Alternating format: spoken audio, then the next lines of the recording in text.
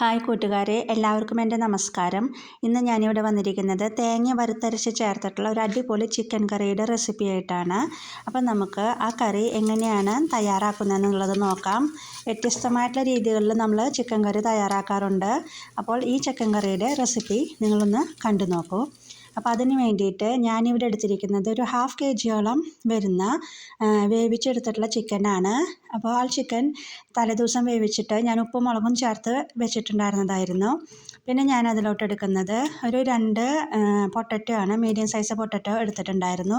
അത് ഞാൻ ഈ ഒരു വലിപ്പത്തിൽ കട്ട് ചെയ്ത് വെച്ചിട്ടുണ്ട്. ഇനി നമുക്ക് ഈ കറി എങ്ങനെയാണ് തയ്യാറാക്കുന്നത് എന്നുള്ളത് കാണാം. അതിന് വേണ്ടിയിട്ട് ഞാനിവിടെ ഒരു മൺചട്ടി വെച്ച് കൊടുത്തിട്ടുണ്ട്. മൺചട്ടി ചൂടായി വന്നതിന് ശേഷം ഞാൻ അതിലോട്ട് 1 ടീസ്പൂണോളം ടേബിൾ സ്പൂണോളം ഓയിൽ ഒഴിച്ചു കൊടുത്തിട്ടുണ്ട്.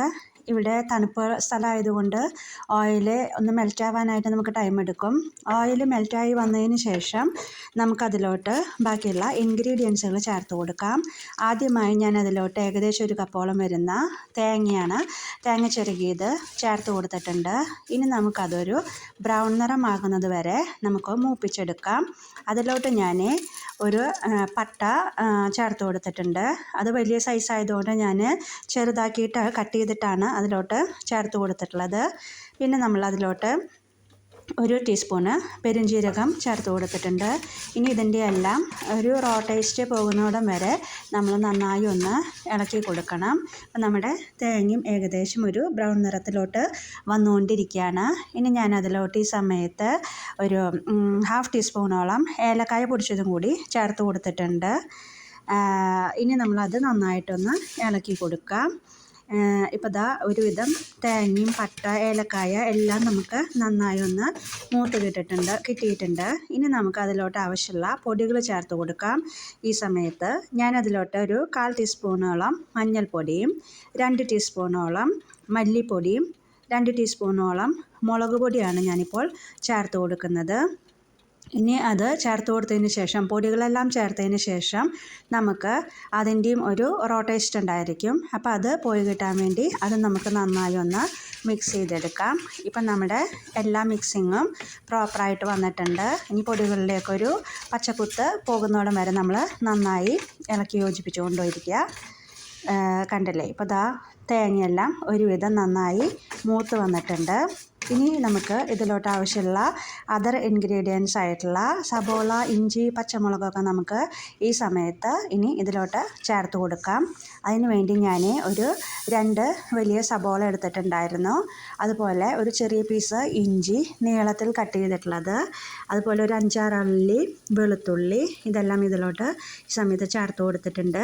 പിന്നെ 2 പച്ചമുളകും ചേർത്ത് കൊടുത്തിട്ടുണ്ട്. ഇനി കുറച്ച് കറിവേപ്പിലയും കൂടി നമുക്ക് ഈ സമയത്ത് ഇതിലോട്ട് ആഡ് ചെയ്ത് കൊടുക്കാം. ഇനി ഇതെല്ലാം കൂടി നമുക്ക് നന്നായി ഒന്ന് മൂപ്പിച്ചെടുക്കണം. സബോളയൊക്കെ നമുക്ക് നന്നായി ഒന്ന് വഴന്ന് കിട്ടണം. വഴന്ന് കിട്ടിയാൽ മാത്രമാണ് കറിക്ക് അതിൻ്റെ ഒരു ടേസ്റ്റ് കിട്ടുള്ളൂ. അപ്പോൾ നമ്മൾ ആദ്യം ഇത് വഴറ്റിയെടുക്കുന്നതിന് എളുപ്പത്തിന് വേണ്ടി നമ്മളത് മൂടി വെച്ച് കുറച്ച് നേരം വേവിച്ചു. ഇപ്പോൾ അതാ സബോളയൊക്കെ ഒരുവിധം നന്നായി ഒന്ന് വാടി വന്നിട്ടുണ്ട്.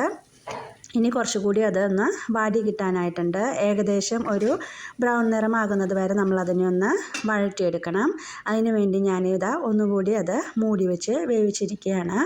ഇപ്പോൾ അത് ഒരുവിധം നന്നായി വെന്ത് വന്നിട്ടുണ്ട്.